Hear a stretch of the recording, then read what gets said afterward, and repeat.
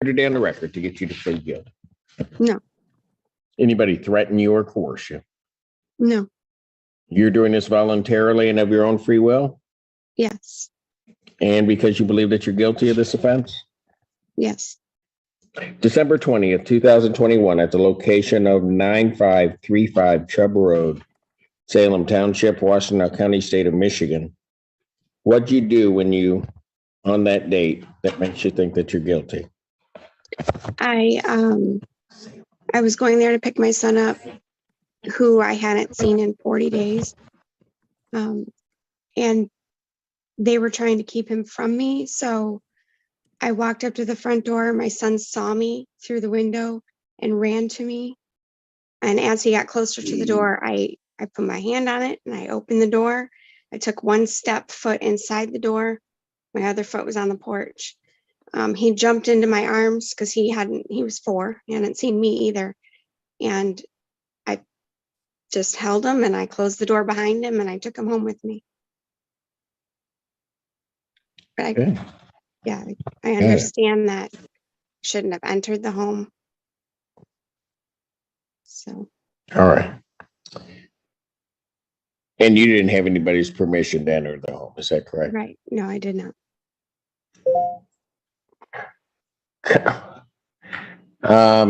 Let me ask you this. Are you a custodial parent? Oh, yes. We were still married, so I had been trying to get him. Exactly at the 2-minute point, you may sense the pressure rising.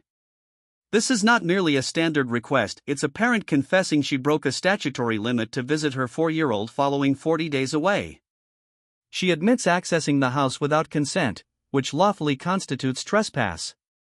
But feelingly? That is another tale. When domestic law and penal law clash like this, matters get messy fast. Might impulse ever surpass protocol in cases likewise? Him back, and it was considered a civil matter, and there was nothing anybody would do to help me at that time. Divorce was filed after that, and since then, now we have a custody arrangement, which I have custody. So, yeah. Okay, so We were married and there was no custody arrangement at the time, which allowed him to do whatever he wanted and not let me see my son.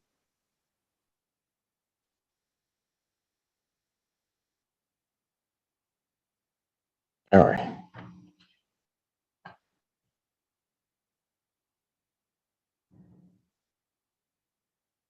So, all right, let me just ask this question, and far be it from me, I really don't want to be a family court judge. Just don't want to be that. But was there a parenting time relationship at the time that this occurred? No, we were married. We were separated. Your Honor, there was no court for or Pardon? There was no court order at that time for parenting time.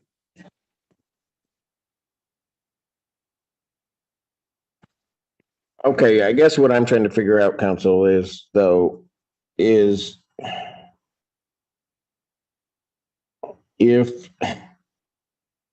there's a child between Plus there is the pivot, the removal.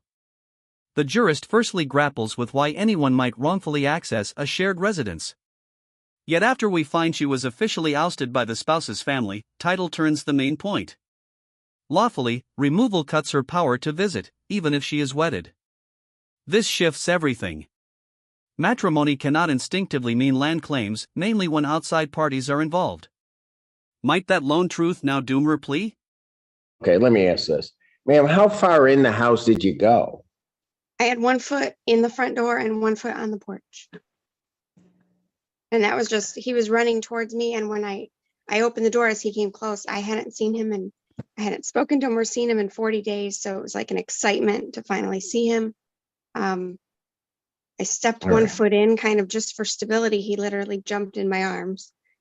And then I closed the door behind him and I just took him home with me.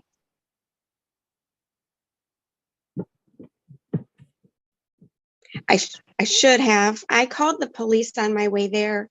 I explained the Oh. situation. I told them I just want to see my son. I just want to make sure he's okay. And they were going to meet me there, but I should have waited.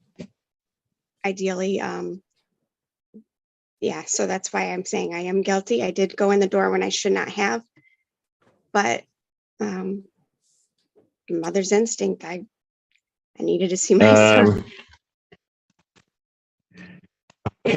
Can I ask a question? And because I'm trying to figure out the home, was there a marital home between the two of you? That was our marital home. Okay, then But we were got a separated, so problem, I had folks. left. Hold it. It's just hold on, man. I got a problem, folks. I don't know how an individual is legally married to somebody. That is the marital home. Quite frankly, other than what may have been going on in her relationship, I don't know. Then the risks grow. The litigator cites past claimed events, tapping on glass, pounding on gates. This setting counts.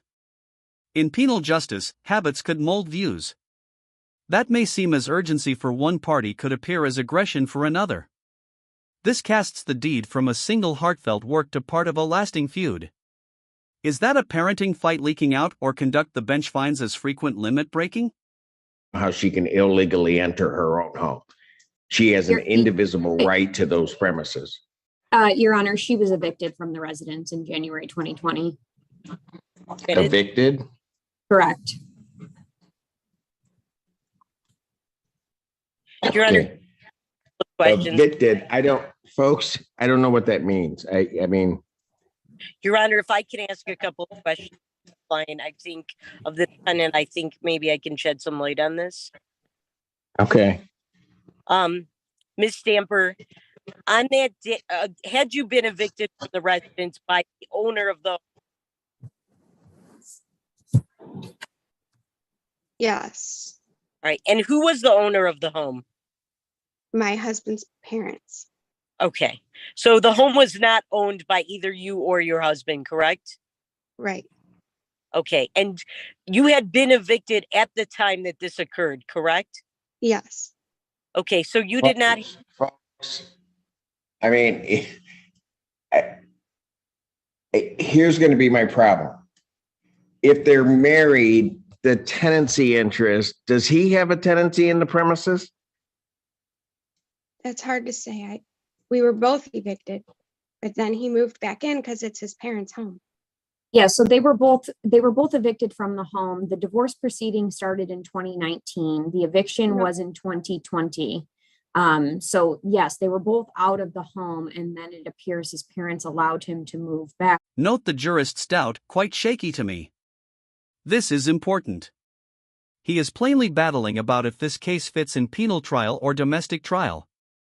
Yet without the presence of a parenting decree and within a legal removal at hand, the rule is strict. AIM cannot void illegal access. This remains where penal codes trump private accounts. Might benches hold extra leeway when home splits spark penal counts likewise? Back to the home. There were some issues prior to this incident where it's alleged that the defendant was coming to the home and knocking on the windows and possibly banging on the doors to see her son. So there was other issues before this. So she had no permission to be on the property or in the residence.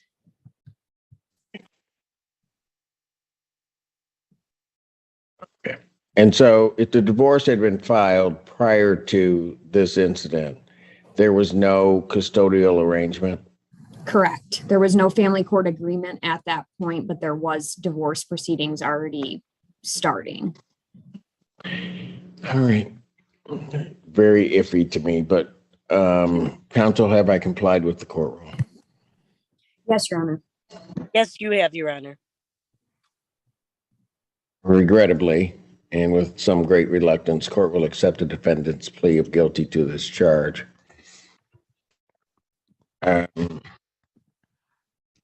Defendant is referred to probation for a pre-sentence investigation and report. sentencing in this matter will be? Sentencing is June 14th. June 14th, 2023, 9 a.m. At last, the bench takes the admit guilt, sadly, and sends her to oversight for a pre-penalty probe. No loud scene, no fiery verdict, just a calm admission that a statutory limit was breached. That trial shows how unsettled parenting fights can turn into penal results. The takeaway? Obtain bench decrees in advance early. If you deemed this trial as heavy as we did, be sure to tap that plus icon, post your ideas in the notes, and remember to join for some really intense trial room breakdowns now.